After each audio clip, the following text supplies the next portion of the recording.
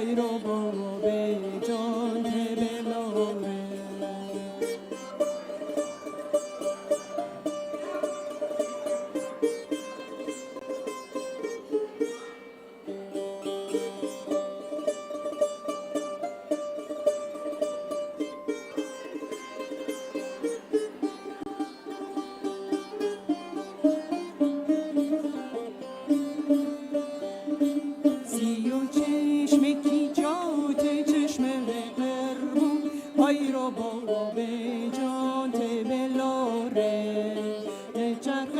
زنگ زنه ته برون و بیرون های رو با جان ته بلاره چرخه زنگ زنه تره بقه هایی های رو با جان ته بلاره چشمه سرمه نکمه برمه های رو با جان ته بلاره های رو با جان ته بلاره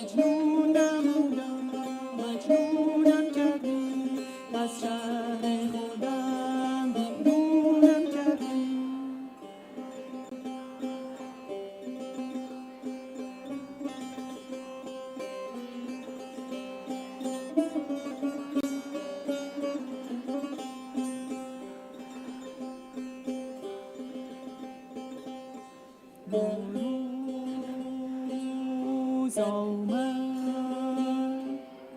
نوروز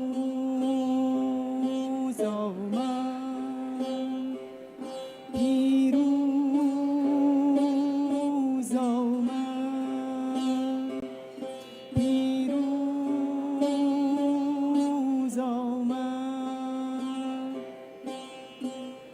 بامدادی که تفاوت نکند لیل و نهار خوش بود دامن صحرا تماشای بهار بلبلان وقت گل آمد که بنالند از عشق بنالند از عشق نه همان چهره زیباست بنالند از عشق اینکم از بلبل منسی بنالید از عشق نوروز آمد پیروز آمد.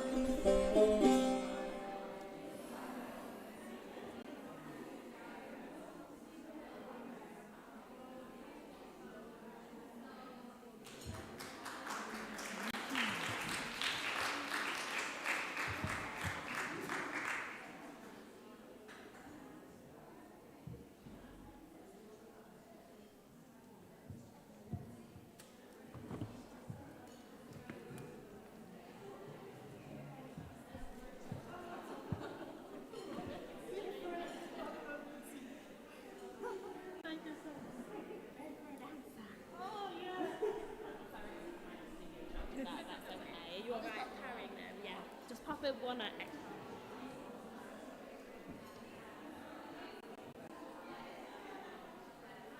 if you could hold him a little bit more for a...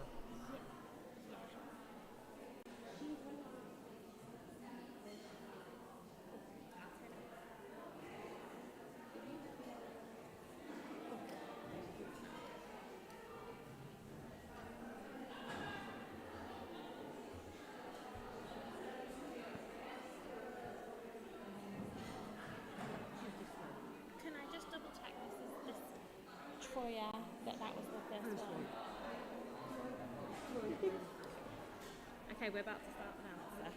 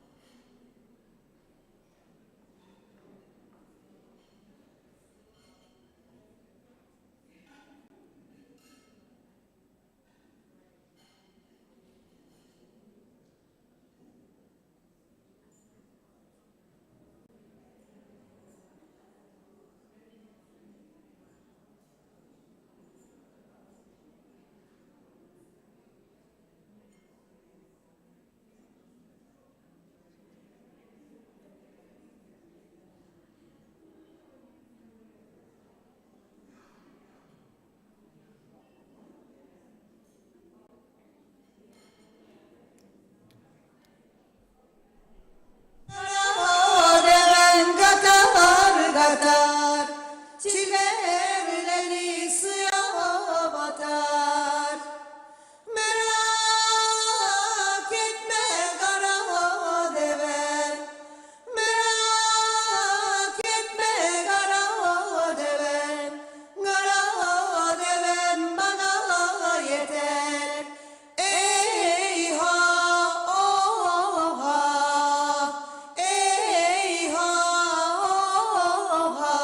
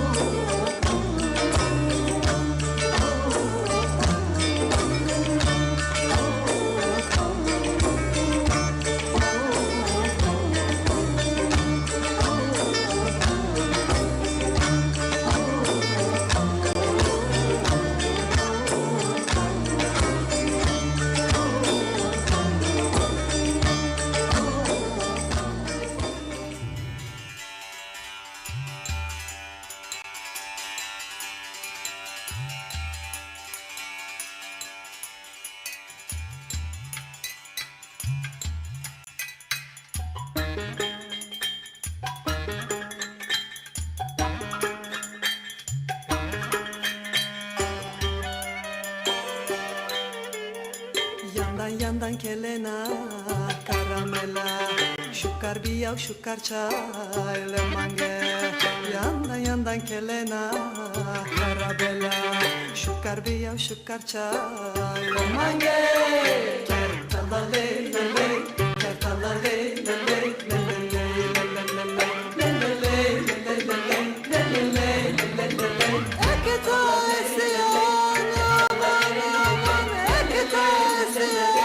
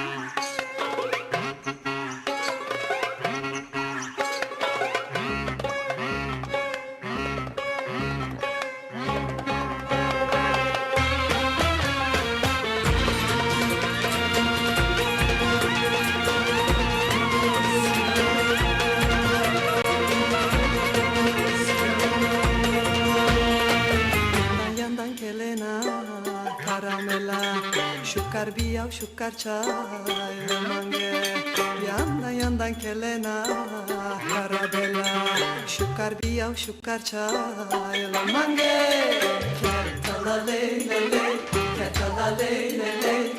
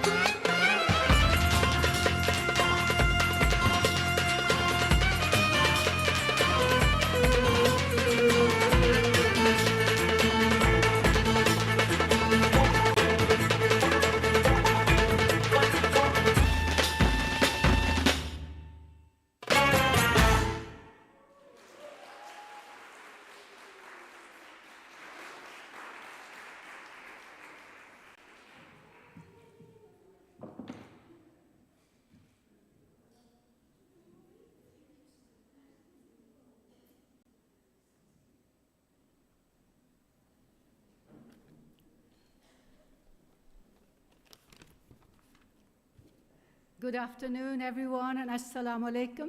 I'm Kesra Shiraz, Director of MacFest. What can I say? My goodness, we're celebrating International Women's Day. What stunning performances. Did you enjoy that, everyone? Yeah. Absolutely stunning. Thank you so much, Felice. And then before that, we had the music by lovely, lovely Fariba. Where are you, Fariba? Thank you so much.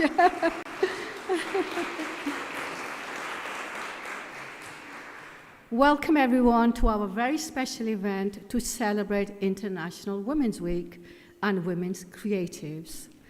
Every year, MacFest celebrates International Women's Week, and this year we are celebrating 3 events this week. But we started with our Muslim Women's Arts Festival. I think some of you attended that festival. We had Zarina, who's sitting here, who's part of this. She did amazing work. My own team's here. And we have Dawn from Man Litfield Society. He's here. So many people did attend, and they loved it. They enjoyed it. So this is like a little mini version of a festival today with all this performance. Now, I'm pleased to announce this event is not just ours, MacFest. It's a very special event because it's in collaboration with Creative Manchester, with University of Manchester. A few years back, when I set up the festival, I wanted to have as many partnerships as possible, and I reached out to the university. And since then, guess what? Every year, we've done an event together, and it's been absolutely a marvelous journey. And every year, Anne-Marie will agree with me and her team, it gets better and better. Where are you, Anne-Marie? There's my lovely Anne-Marie.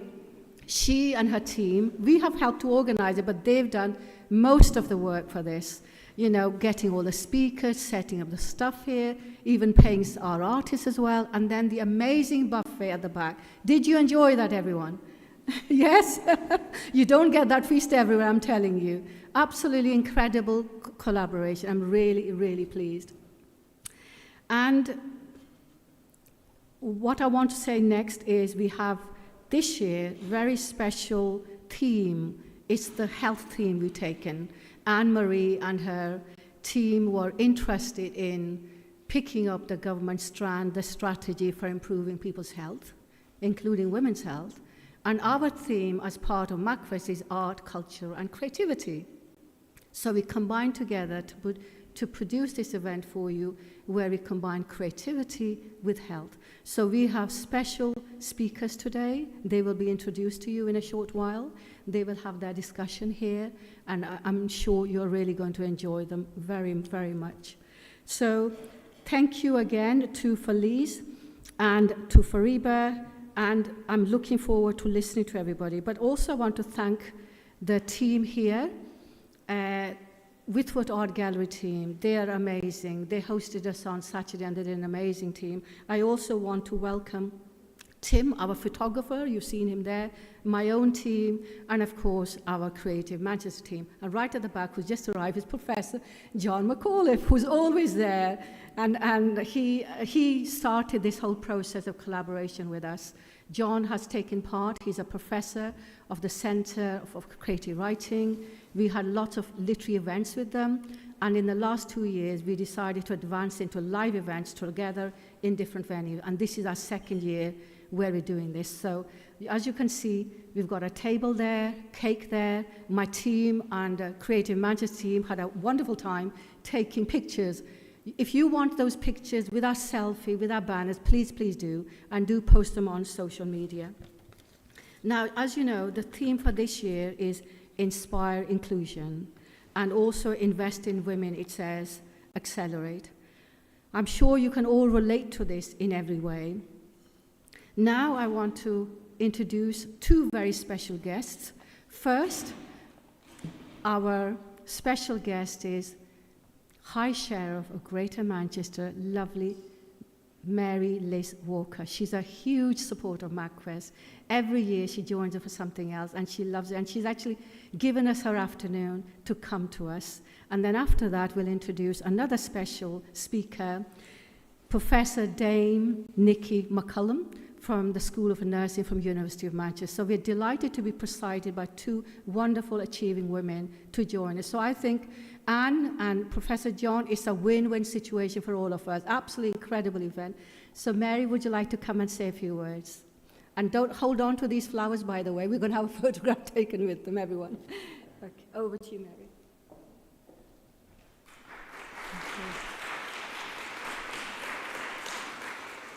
Thank you, Kaisra.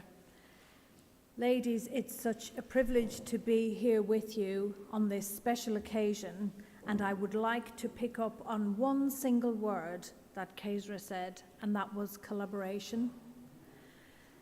As women, we're strong individually. As women who collaborate, there is no end to that strength.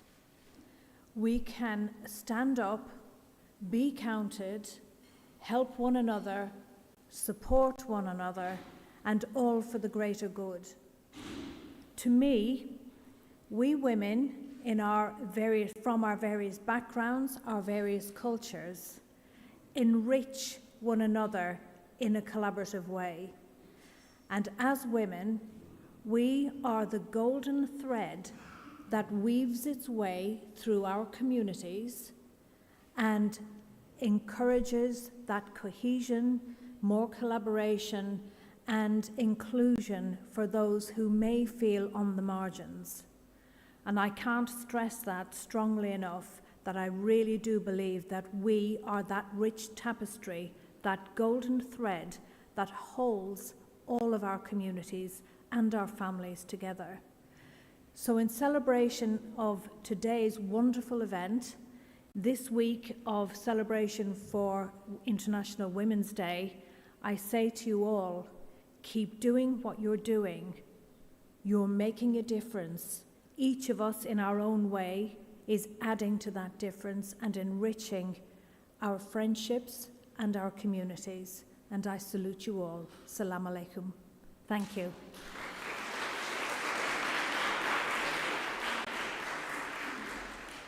Thank you, Mary Liz. Over to you.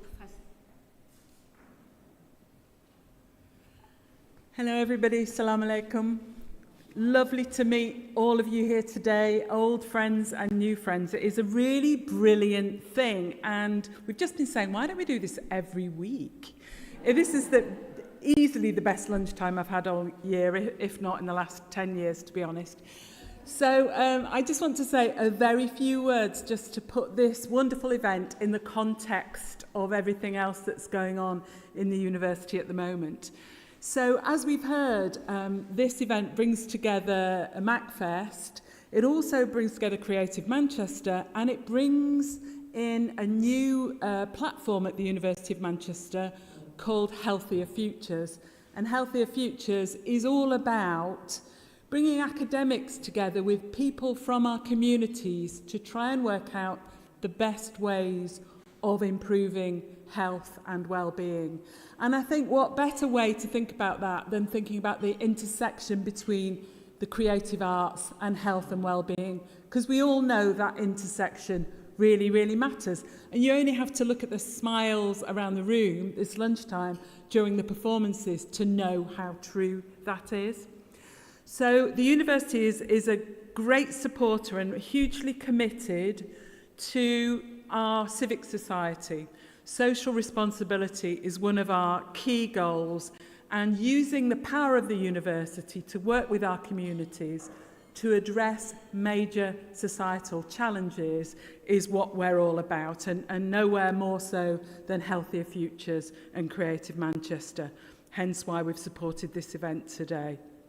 So that's all I wanted to say really, except to emphasise that we are here to learn from you all, because only by working with you on these major challenges, for example, the terrible health inequalities, which we all know to be very, very true, particularly in the Northwest, and women are frequently on the very sharp end of those inequalities, only by working together and learning from you and working with you can we really, really make a difference. So thanks to the wonderful people who've organised this and to all of you for coming, and I know it's going to continue to be a great event. Thank you very much.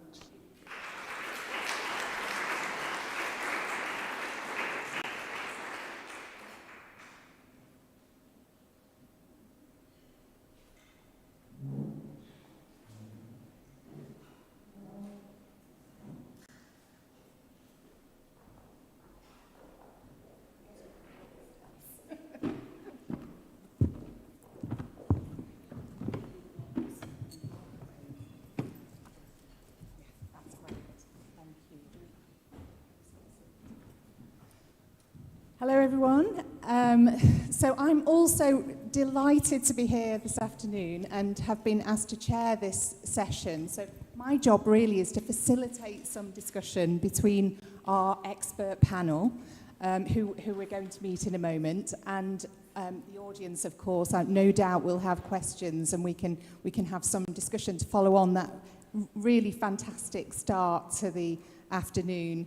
So first of all, introductions. So I'm Caroline Sanders. I'm Professor of Medical Sociology at University of Manchester, based in the Centre for Primary Care and Health Services Research. And I mainly do research on people's experiences of health and healthcare, and have a particular interest in inequalities as well as community engagement, public involvement in the research that we do in our work at University of Manchester. So I'm going to hand over, first of all, yes, I'll go this way. So first of all, Sadia.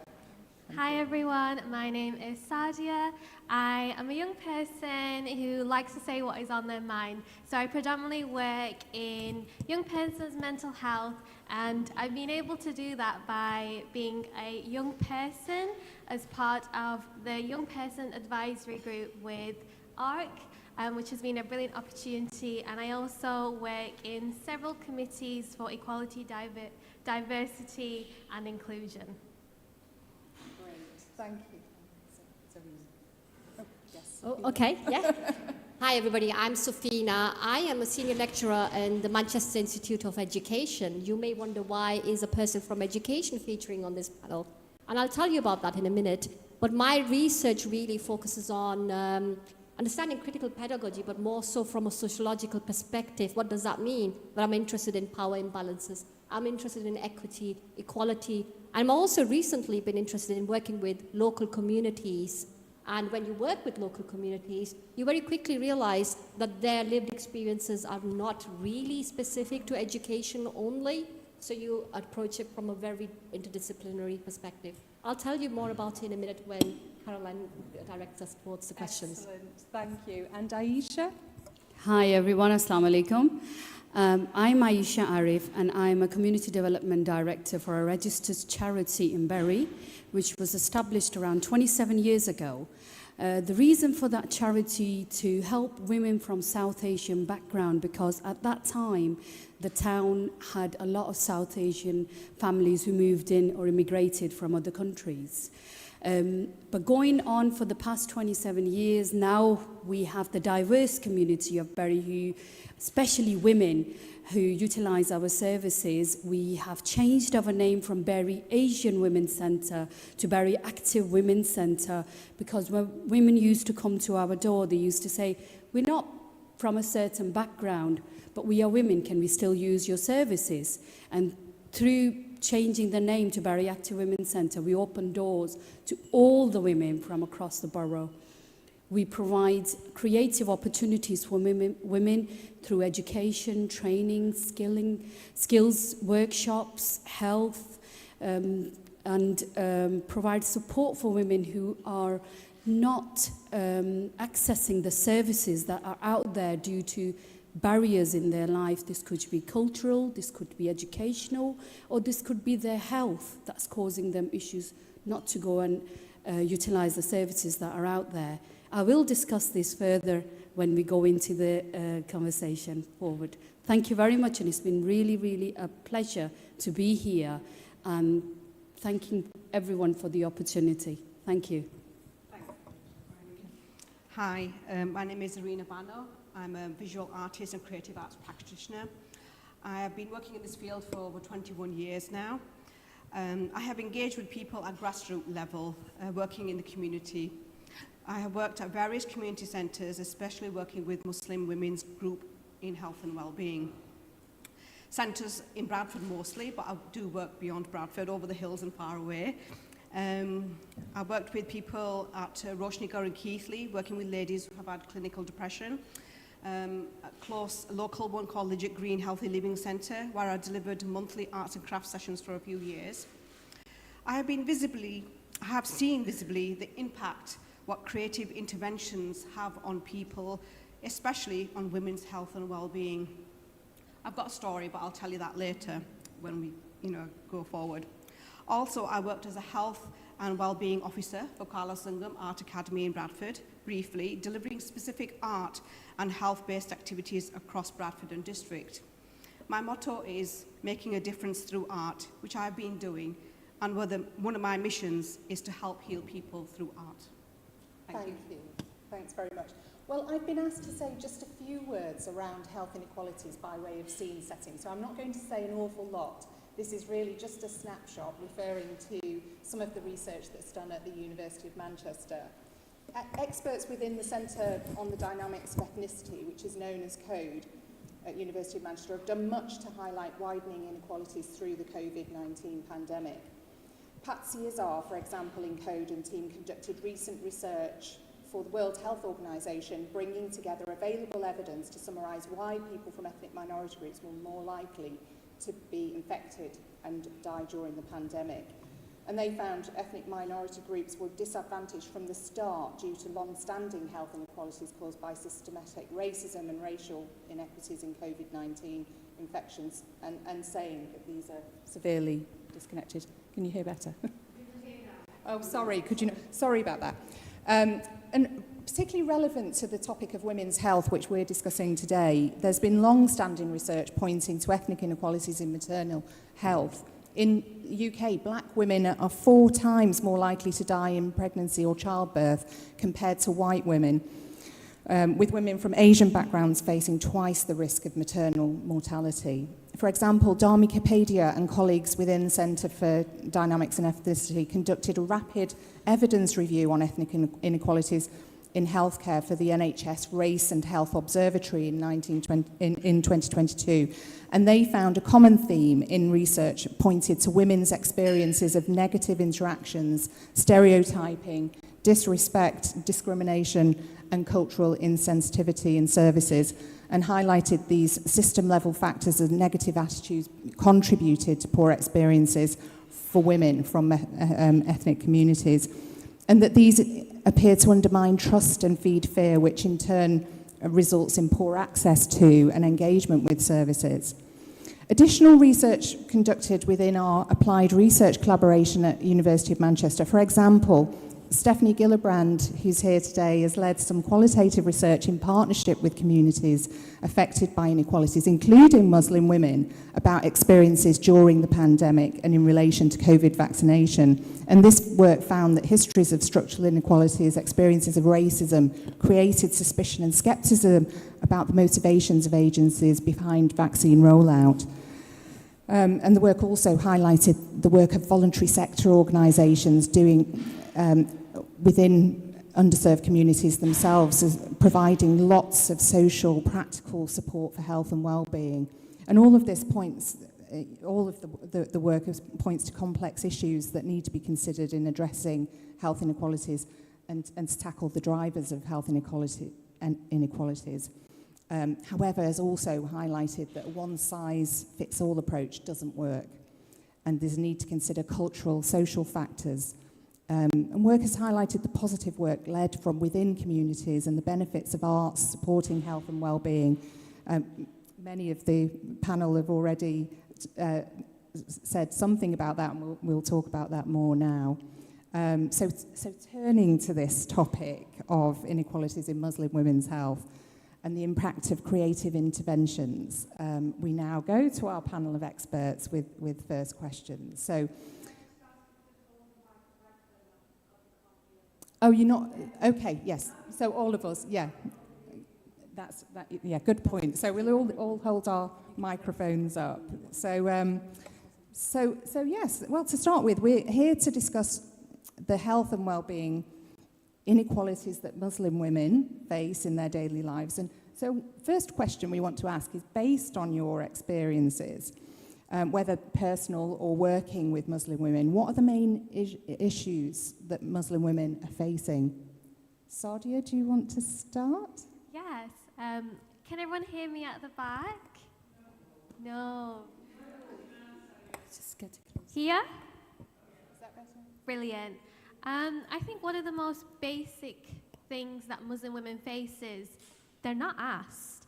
A lot of times we are given events or given opportunities, but nobody's ever asked us, how can we make it work for you? Some of these things are, they'll say, oh, it's for Muslim women, but let's have it in the evening. Have you asked Muslim women, can they do the evening? Do they prefer the daytime? Is there a different day that they would like? For example, avoiding a Friday. So I think people are maybe afraid of asking Muslim women, what is it that you need from us? What is it that would make it so you are able to participate? And I think the fear is a mixture of, one, the unknown, but again, I think the fear is created by the media and what is put out in the media. And so a lot of work that we can do is by giving Muslim women opportunity not only to speak out like this, but to speak to everyone. Because the more you are familiar with a type of person, the more you understand they're not scary, they're nice, they're great, and they give you a lot of food as well, especially during Ramadan. Thanks, Sadia. Serena? Yes, that same issue. In what area? In like the health generally, or just anywhere, or I creativity? Guess where you see those, what you, from your perspective, what are the issues? Perspective. I mean, obviously everybody has a personal journey and they've been through something or another, they faced something. I personally have over many years over health. I just faced something about 2.5 weeks ago. I've actually had spinal surgery. I didn't even know I was going to be here, but I made an attempt to come here. And I was at Birmingham Orthopaedic Hospital, and all the staff were amazing, absolutely amazing, except for one nurse. And I just couldn't believe it. I was in actual shock, actually, that half a century I've been on this planet, or even more, and I thought things would be getting better, but they're actually not. I still can't believe that I faced racial discrimination still, and I just couldn't believe it, and I thought, no, this is not possible. For the first few days, I tried to ignore it, but it was so apparent, it became so blatant, and I thought, oh, it doesn't matter, let it go. you know, began with small things, but then it just intensified, and it was just it only takes one bad egg, and it's really annoying. And she, it's really silly. She kept hiding menus, making my menus disappear, so I won't be fed. And so I was denied food, and once I had to scrape for like a yogurt for lunch. This is really, I mean, this is just 2.5 weeks ago, this news. And as still doesn't matter. I wasn't in the right frame of mind to actually deal with it, but usually I'm quite articulate and I would confront. And I let it go. And I thought she was blatantly doing it. That means that she was doing it for a while. So I thought, you know something? I'm going to report this lady. Because not only for me, I'm going to go in a few days. It wasn't for me, it was for the women that are going to come after me at the ward who are of maybe Asian, Muslim background, whatever. Anybody. I think it was because I was that. They, you know, you fit you in a box. And I thought, no, I'm going to have to put a stop to this because I don't want this to carry on. And I think we should have a voice. We should actually say it. We should say, that's it, it's enough. And not to, because for that time it seemed like a bit of torture. And I thought, this cannot go on to other women after me. And so my message is like, if you see it, you know, say something, report it, do something about it. And as I said, I was still astonished that even in this day and age, you still come across it. I know people just maybe try to put it underneath, or they say, oh, playing the race card. It isn't. It is a realistic thing. And, you know, I went through it, and it's not nice. But overall, you know, the service, the NHS is brilliant. Surgeons, everybody was fantastic. But do call out people, do challenge people, and do confront people as well. That's my personal experience. But yeah, overall, over the years, it has been positive. But you said barriers to art. I like what you said about like ask the ladies what they want. What do they want to do? You know, rather than just giving them something, ask them because they have passions. They have their own ideas, or maybe they brought things from their heritage, wherever country in the world that they've come from. Maybe they want to explore that more. And you know, it's good if you share that. We could all learn from each other. And yeah, ask as well. So I really like that as well. Ask us as women. Thanks so much, Zarina. Really important. Thanks for sharing those issues as well. Safina? Okay, thank you. I actually want to add to what has been said by the panel members already. And in my research experience, the women that I have spoken to, it wasn't more so about that they weren't being given the opportunity to share their thoughts. It was about one specific point, that their thoughts, their voices, did not lead to any policy implications or changes, or to any practitioner changes, whether that was related to health, education, school, caring responsibilities, those parents who had caring responsibilities, school-related concerns, or whether that was related to any other aspects of their lives. It didn't always necessarily translate to an impactful change. Let me give you 3 examples. One of the consultations that I had started with, Safina, I'll tell you again the points I've raised with other people. What I'm telling you now, you'll be back here in 10 years' time asking me the same questions again. This is what's been happening to us for years. Other times, when I've spoken to elderly women who had language barriers and did not speak English necessarily, they said, what we say when we go to GPs, as an example, in terms of having a language interpreter, that we do not want somebody who doesn't know us. We want a family member. We want a female family member, so we feel culturally comfortable to share our health-related concerns. That's not taken into account. It's no point in saying these things over and over again because it's not actioned. And they end up in real-life scenarios where they continue to have to book appointments with an interpreter and they choose not to go to the GP instead. That was the experience of the women that I spoke to. Another one, a final one, very quickly, was another parent, a female parent from the Pakistani community. I said, okay, tell me about your schooling. That's how I started the project, and I'll talk about the project later. But just to highlight this, Tell me about your schooling related concerns you have about your children. She had a child that was diagnosed with autism. And how these experiences have been exacerbated during lockdown, pandemic. Her response was, what do you mean by lockdown? I've been in lockdown all my life.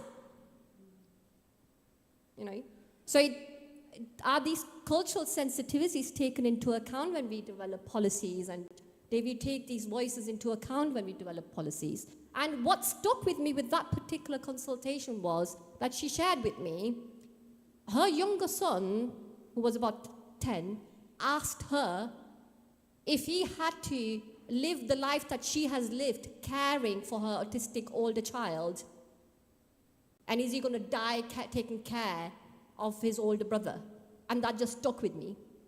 The lack of resources that were available to that particular family in the way that they weren't able to access them. So if you ask me, then it is not that they don't have much to say or they're trying to say it. It's in fact that they are saying it, but they don't feel like they're being heard. So important. Aisha, what do you see as the main challenges facing Muslim women? I echo what everybody said here before me, Safina, Sadia, Zarina. There are many challenges of Muslim women or any woman face who's not from, who is from a different country, language, culture, suicidal, education, digital inequality. These women are facing not just one challenge as health, they are facing many challenges. And for example, I have last night I was in a discussion, open discussion with some women, and Gasraji was online with us.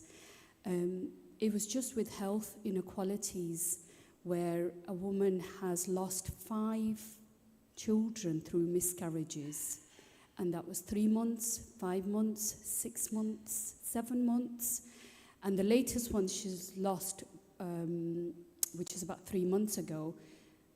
The doctor actually said to her that I can only find out what's wrong with you is if you get pregnant again. And losing 5 children through miscarriages is not easy for her. She was in tears, but the solution that the doctor is giving to her is get pregnant again, and then I'll find out what's wrong with you. She has language barrier. She can't explain herself. What's wrong with her, what's going on. Interpreters, like Safina said, doesn't do the job, what they want them to understand. I'm not saying they're incompetent, but they're doing the best as they can. But they don't understand how that woman is going, what's going on emotionally in her life. How is that affecting her, her families, or her young children that she's looking after or caring for? We as women, we mask our pains and we just carry on. We can't do that. If we are not looking after ourselves, we can't look after the families or the extended families that actually rely on us. There is so much expected from a woman that she's got a list of things to do and you've got to tick every single box. And it's really, really difficult in a woman's life. There is so many expectations, but nobody thinks or take a minute and think, what is that person going through? What kind of storm is brewing inside that person?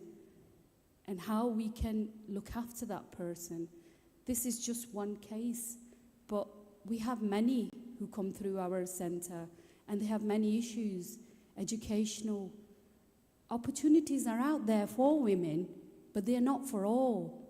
One size doesn't fit all. You have to accommodate according to the needs of every individual woman, not just a group of women, but every single one has their own individual need.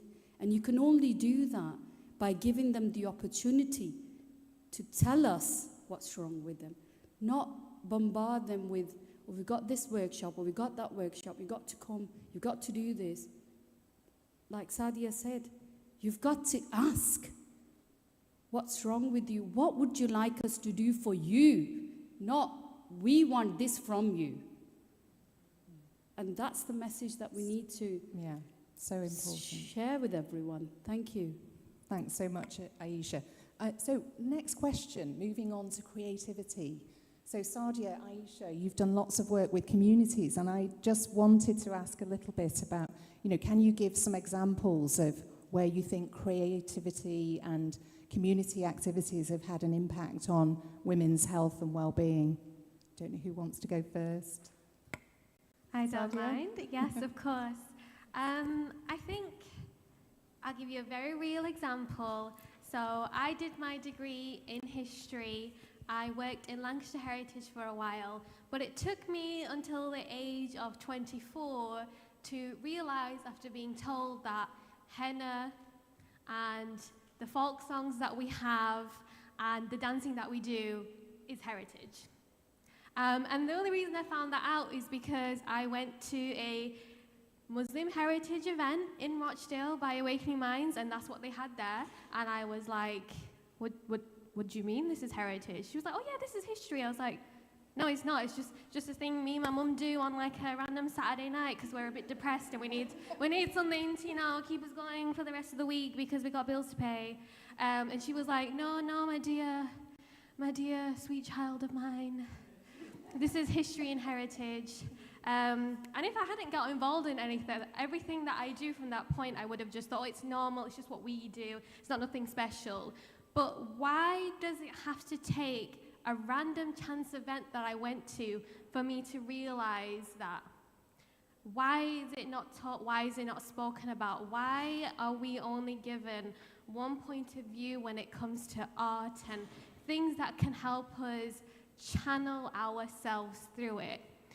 Now, because of that experience, instead of thinking, oh my goodness, I need to get my henna done, I need to sit straight for an hour, it's what a beautiful experience this is. This woman in front of me, she is bestowing art that's been around for centuries on my hand right now, and we're sharing a personal and beautiful moment.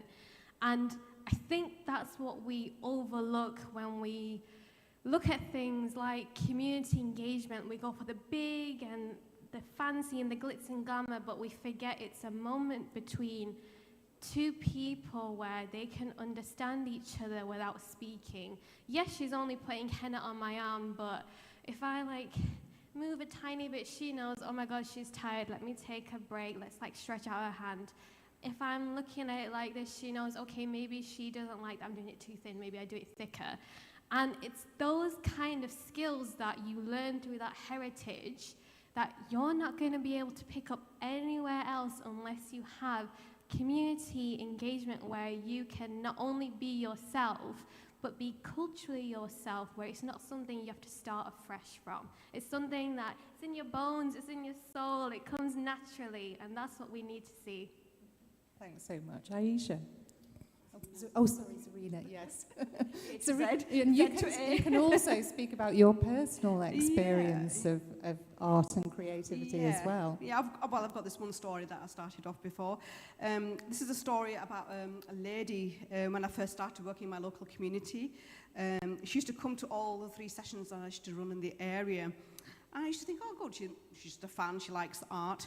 She was so focused on creativity, and she did this for a whole year. At the end of the year, she told me her heartfelt story as she was leaving. She had 5 children, and 2 of which were disabled, and husband had a back operation, so was out of action for a long time. She was suffering from depression and was on medication. She said, by coming to the sessions, she managed to reduce the medication as her mental health was improving. She was so grateful to me as she felt that I helped her and changed her life.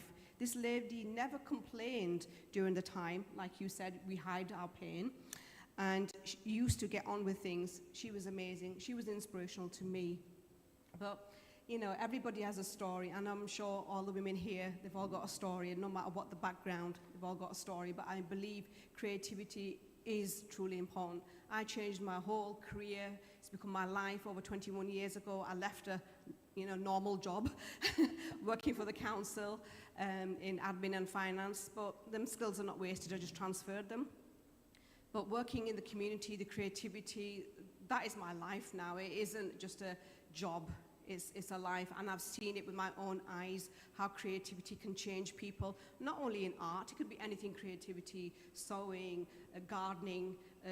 I had breast cancer 14 years ago, and people said, oh, why don't you paint? And I felt, no, I don't want to paint, I want to do something else. So gardening was my go-to place. It was grounding, it was meeting in nature. So like you were saying before, ask maybe people what they want to do, what do they feel like, because every phase of life is different, and every creativity, it doesn't suit everybody, so it has to, be designed for the individual or a group of people or whatever. But believe me, I've been doing this for 21 years. Creativity definitely helps. I think it should be on prescription, definitely. Even little walking groups or anything creativity, it does help. So it has a huge, huge impact. So I think more to that. And thank you, Kestra, for bringing this kind of topic up, because I do feel it is highly important, and I think it should be shared even more. Even beyond today, I think it should carry on. So thank you. Thanks so much, Serena. Aisha? Thank you. At the Women's Centre, we actually invite women to come and discuss and actually tell us what they want to do next, because I can put out a sewing session or an art session, or I can put out a physical health session, but that's not what they want. They want something different. They want innovation. They want to do something they've not done before. We've created a travel and tourism group because women wanted to understand and learn how to travel because they've never done this before. They actually used to go with their partners or husbands or brothers or somebody because they can't drive. So we created that because these women actually said that we want to go out, we want to take our children out, and we want to do it in a safer way where we are confident about it. So we started that group about 2 years ago, and that group is about 120 people, women, on that group. And it's growing every year. Through creativity, they've actually we actually took them last year from Edinburgh all the way to London. And every coach was 73 women with children. So this was families going out. They've never been to these places. Never. Nobody living in here for about 23 years, 25 years, 30 years. The feedback I received, they said, in 30 years' time, this is my first time going to London. I've never been to Edinburgh. I've never seen Edinburgh Castle.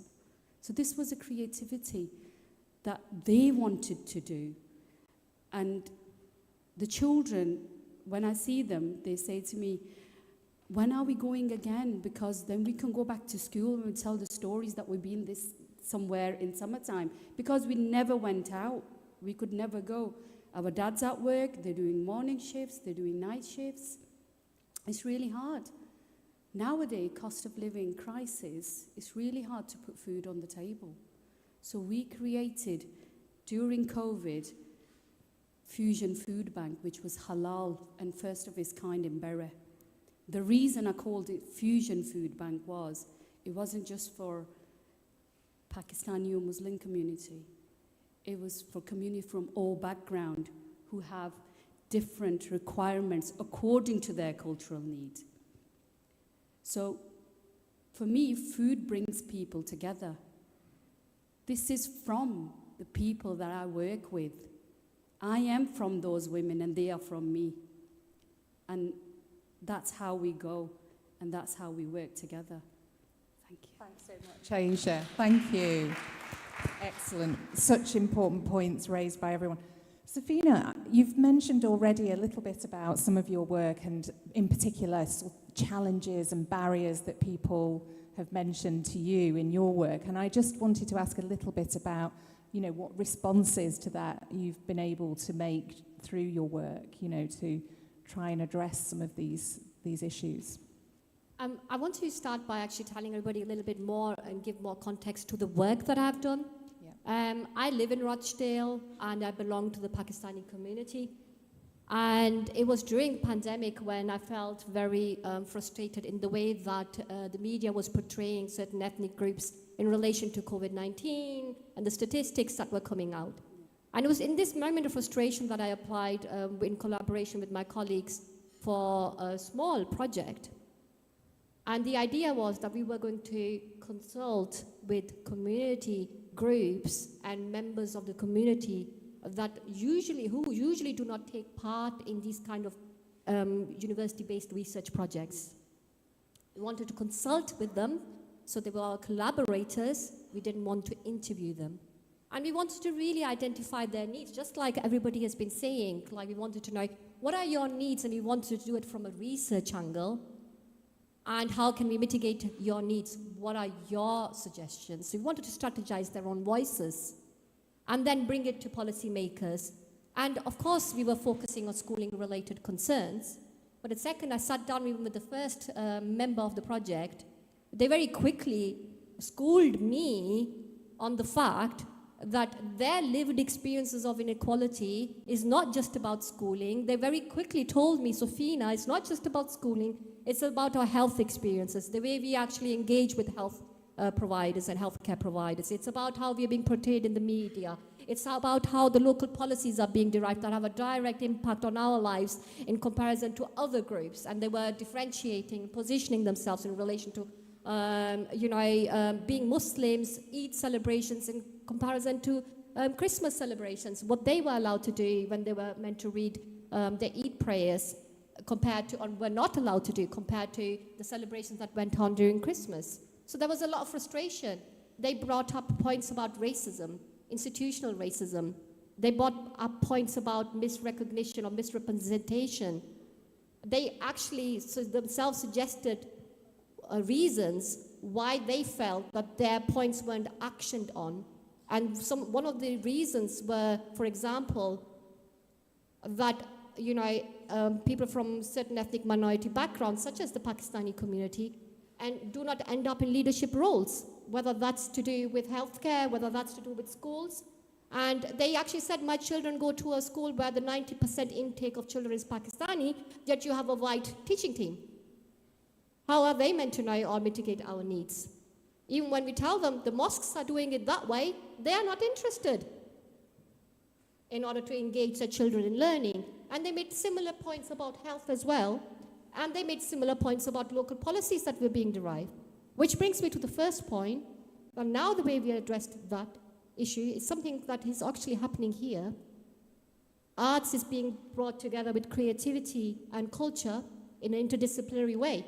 So one of the points that we made as a part of the project is that you cannot just, in some cases, speak of health inequalities without taking into account their education-related concerns, their environment-related concerns. I mean, have you heard about the boy in Rochdale who died in a council flat due to exposure of mold?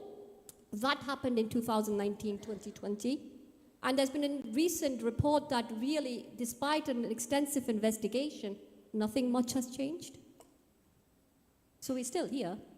So interdisciplinarity and an interdisciplinary perspective towards how we deal with lived experiences of inequality is emergent from our collaborations through our consultations. But also, how do we define these groups as Muslim women or Pakistani community? In my project, I said Pakistani community. And when I tried to recruit members for this research, they were like, do you mean Punjabi or do you mean Kashmiri? And I was taken aback. I didn't take that into account. I was like, I'm Pakistani. Yeah, but we want to know, did you take Kashmiri into account or not?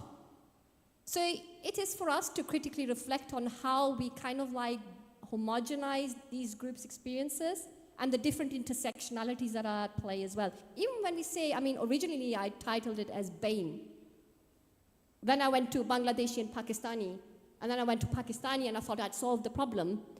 And then I went to do the research and it was like, there are more intersectionalities at play here, including class, including gender, including ethnic backgrounds. So can we really homogenize these experiences when we're trying to mitigate the needs? That's the second point that we're at. And then the third one, it was about building solidarity with these community groups and the conflicts and barriers when you're trying to build solidarity within the community groups and between the community groups. And when I'm saying that, it is again something that's emerged from that project, because I was very proud. I'm a Pakistani member of Rochdale community doing this research, something that will have an impact on this particular community that I belong to. So when I said we, I meant us. And then the consultations, you know, in the consultations, they said we sometimes, and they said I sometimes. And I was like, okay, I went back to my colleagues, and they were like, who do they mean by we? I said, of course, me and them. And they're like, how do you know? And I'm like, I don't, I've not asked them. And they're like, go back, follow up in consultations, go back, ask them.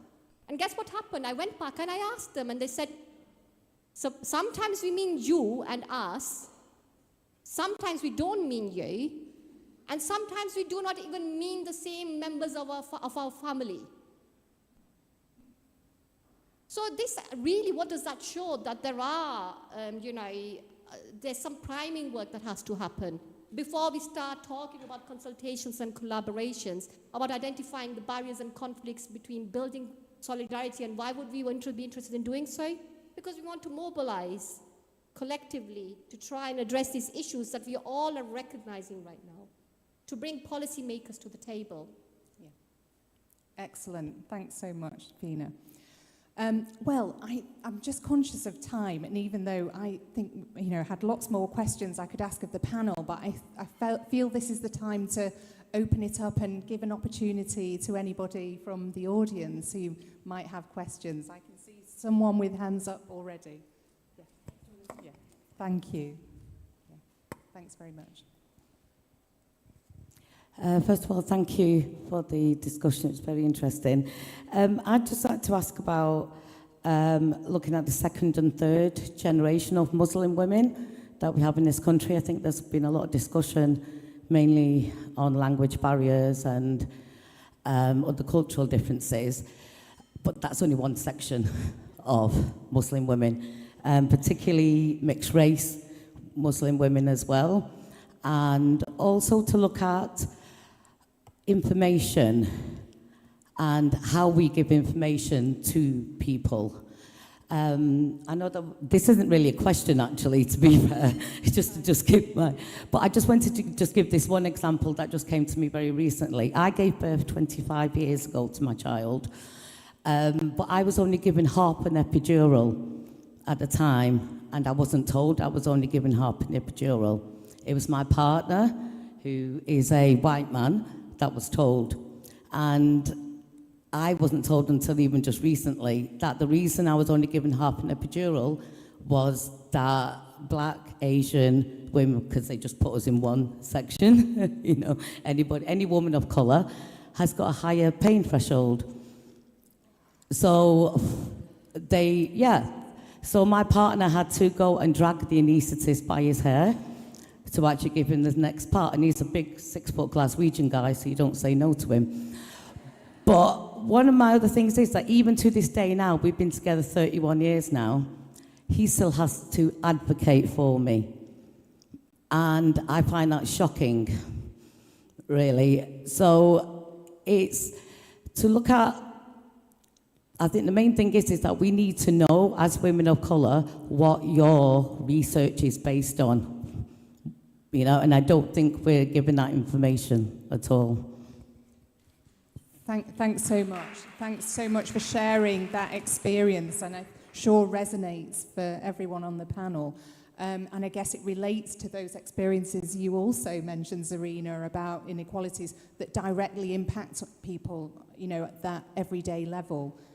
Just wanted to invite members of the panel to respond to this, and maybe in the context of wider inequalities and what we need to do to address, what do researchers need to do, what do policymakers need to do, what action, what messages do we have?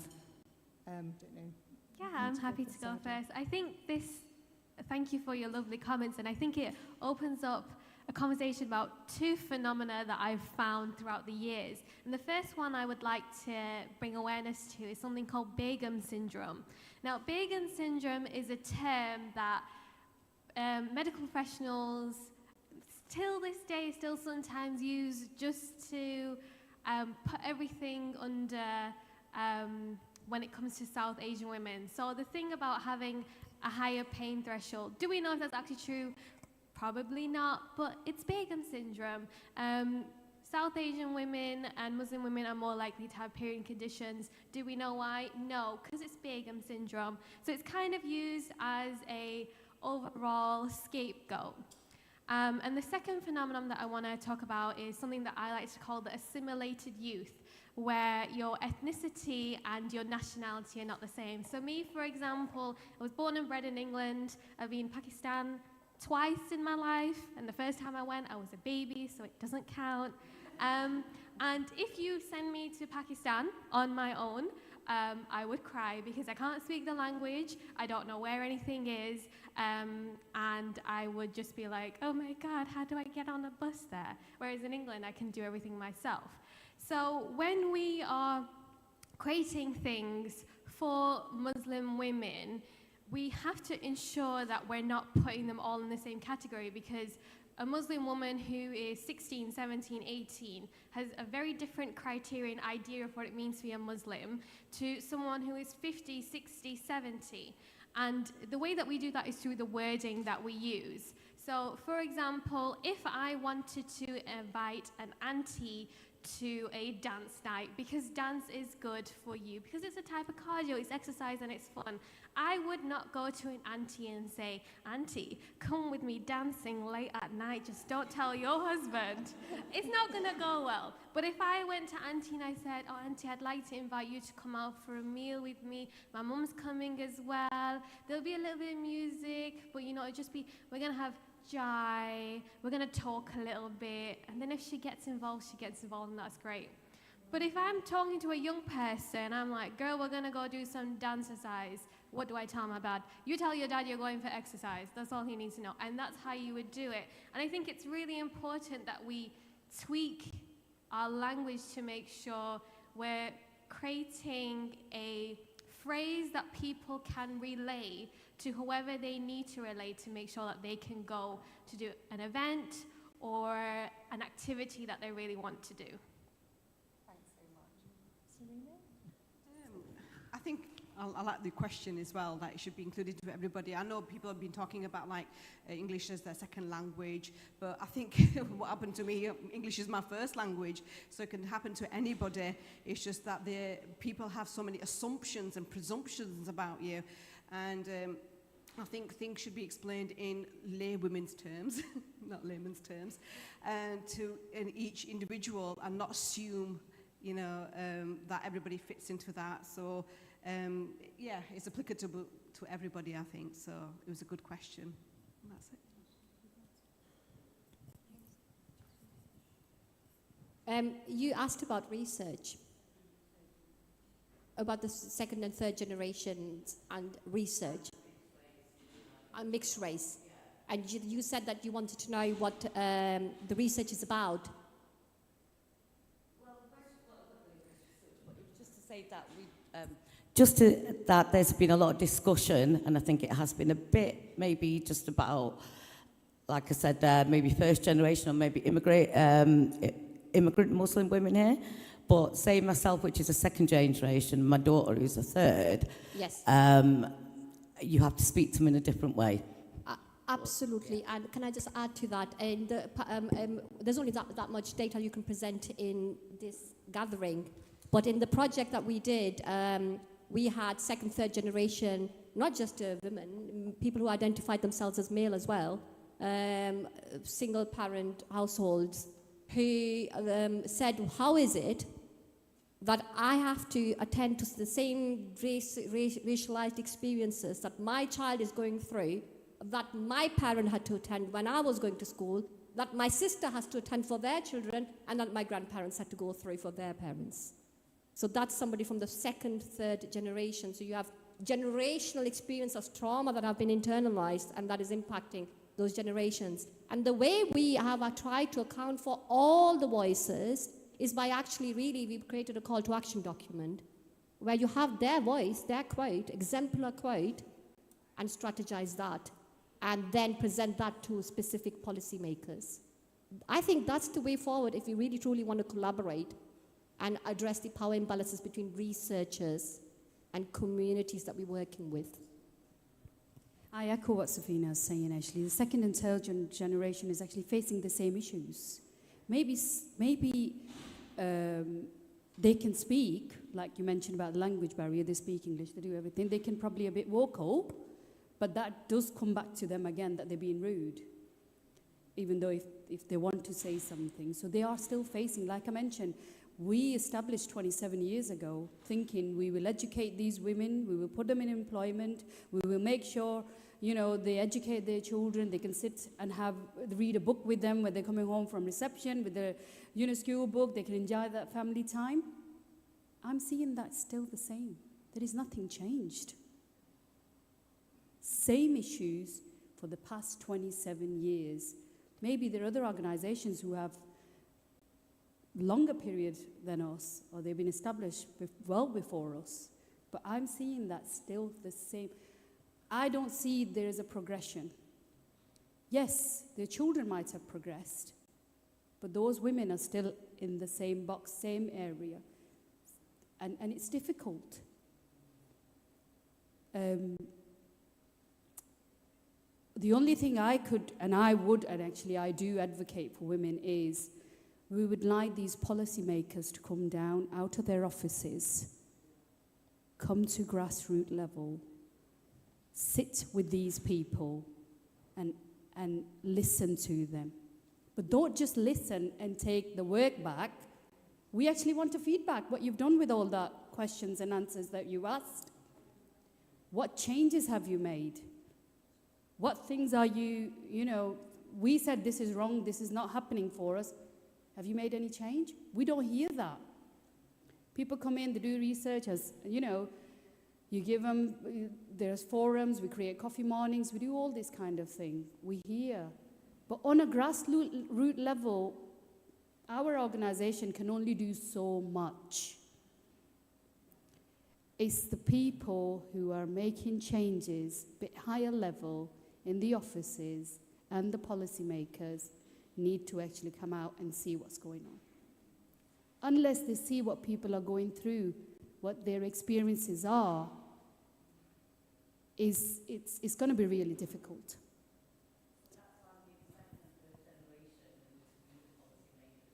Absolutely, that's your goal next, going forward in future. Thanks so much, everyone. I am conscious of time, and one more. Okay, sorry. Yes, just a quick question. One more. Right, okay. I'm a centre manager of something called Anonna Manchester Bangladeshi Women's Organisation. We're based in Longsight. We'll be 35 years old this year. So quite similar, whoop whoop, with a handful of organisations that is still funded by Manchester City Council. Now, I agree with all the points you're making, but it's about how we infiltrate and get a seat at the table. That's what we need. I need a seat at the table, not white middle-class men making decisions for me when they haven't got a freaking clue. Yeah? That's what I want. And that's what I'm advocating for. And our organisation works in a two-pronged approach. We're a grassroots organisation. We do everything that Aisha said. We do all of that. But I've come back into post after a hiatus, and it's about getting a seat at the table. So we're part of something called CHEM, which is Community Health Equity Manchester. We are the lead for the Bangladeshi Sounding Board, which took a lot of fighting to get because we were homogenized into one group, the South Asians, but it wasn't understood. There are so many differences, so many nuances to that, and it's about how we have this approach where we're in places to sort of change policy and influence policy change, but also show it from the bottom up as well. So we need to take a top-down and bottom-up approach, but we need seats at the table because we Muslim women are just as good as everyone else, and that needs to be acknowledged, and that's what I really am advocating for more than anything else. Thank you. Yes, just one quick point from Safina before we finish. I just want to, it's also a shout out because I've got a project that I'm doing right now. And please take a seat on my table. But yes, sorry, we're working with the idea that community leads need to become project partners. And really addressing the power imbalance. And we're bringing different community leads in the Greater Manchester area together so this is the shout out, you know, for a current project, working on the previous project, where we're asking, you know, because the stuff that we are talking about, we seem to be very familiar with these stories, but we were called in by policymakers saying, why is your data so different from ours? I'm like, why is our data different from yours when the grassroots organizations are saying our data is similar to theirs? So we do need, we agree, this is the way forward for research. Excellent. Thanks, Safina, and thank you for that comment. I think everybody... Oh, just one more quick comment. Very quick. Hello. Yeah, I just wanted to say, so I'm the Creative Health Associate for the North West, so I've really welcomed everything that you've said today. I sit within the population health team in Lancashire and South Cumbria Integrated Care Board. I'm constantly hearing them say, how do we engage with communities? I know. For me, it's really simple. They need to have a conversation with almost everyone in the room here today, not just the panel. There's some really strong voices here. So I will take back that message. I suppose the other thing I wanted to ask is if there was one thing that you could set up that you feel that could really make a change, you know, what's the one thing that we take from today? I'm working with a project manager for population health in Blackburn with Darwin, and she's really keen to set up some health champions within communities, and I'm wondering, does that sound like a positive step? What do people think? Yes. It would be a positive step if you're going to pay people for their time. Gone are the days that we don't appreciate people for the time that they're giving. But also, I would mention something akin to a buddy system, especially when we're thinking of putting our voices there, the figurative seat at that table. I don't want a seat at the table if I'm there just to make you look good. I want a seat at a table because you're actively going to listen to me. And a way to make us feel more comfortable is if I look in the room and I'm not the only person who is visibly Muslim or visibly a person of colour. So start buddying us up, even if you're in an institution where it's just impossible, it's rigid, the only way in is a diversity hire. Baby girl, double that up, 2 diversity hires, it's fine. Because there's power in seeing someone who looks, sounds, and acts like you up in a position of power than having them be at the table, but they're just there to look pretty, say a few things, and to nod and agree to whatever you say. Thanks so much, Sadia. Brilliant points. I don't know if anybody has anything quickly to add to what Sadia has said. Everyone's echoing that. So thank you, Sadia. And I'm conscious we've run out of time. So just remains for me before I hand over to Kezra, just to say a huge thank you to our panel members. You've been absolutely fantastic. It's just been inspiring to hear about your experiences and responses to the questions today. And it feels like just the start of the conversation. So if people are milling around, I'm sure this conversation can go on. Our experts will be around as well. And thank you all for participating, coming along today and joining this fantastic event. Thanks so much. Thank you, everybody. Thank you for having us.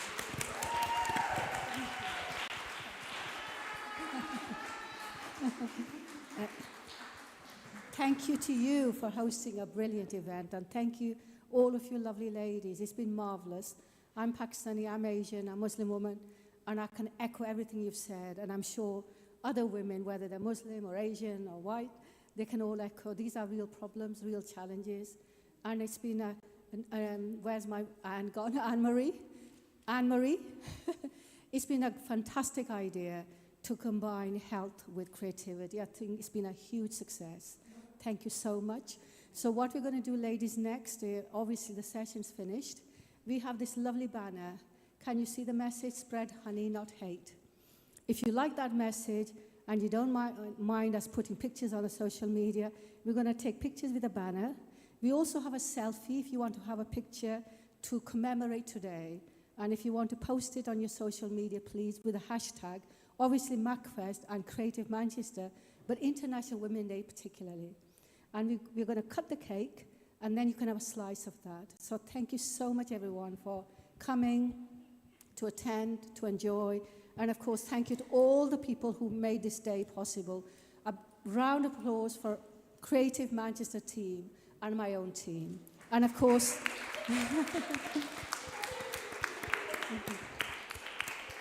and through Mary Liz. Mary, do you want to just say one word or two? Just putting on the spot here. It's been really enlightening to hear the conversations that have taken place, the questions firstly, and the answers to those questions. And I'll go back to collaboration, and that's what we want. Collaboration, meaningful collaboration, I think, would sum up your desires. So I think once you've come down from your seats and you'll be able to make those immediate connections. So it looks to me like a lot of positivity is going to flow from what's been discussed today, but meaningful positivity with positive outcomes. So thank you for inviting me, and thank you for sharing your views, your thoughts, and enjoy the rest of the afternoon. Thank you. Thank you. If you've got one of these red flowers to honor the dancer, she bought these to give, and you want to have a photograph taken as a group, you're welcome to. We're going to be doing that as well, okay? So do come to the front if you want. You've got your red rose if you want a picture. Otherwise, we'll have you ladies here if you don't mind. I just wanted to thank everyone that you've come today, and for us to be here and share our experiences with all of you. It was just a quote that I wanted to share with everyone. It's little girls with dreams become women with vision. So happy International Women's Day, everyone. Thank you. You did really well. Oh, I was trying to juggle because... Oh, well, thank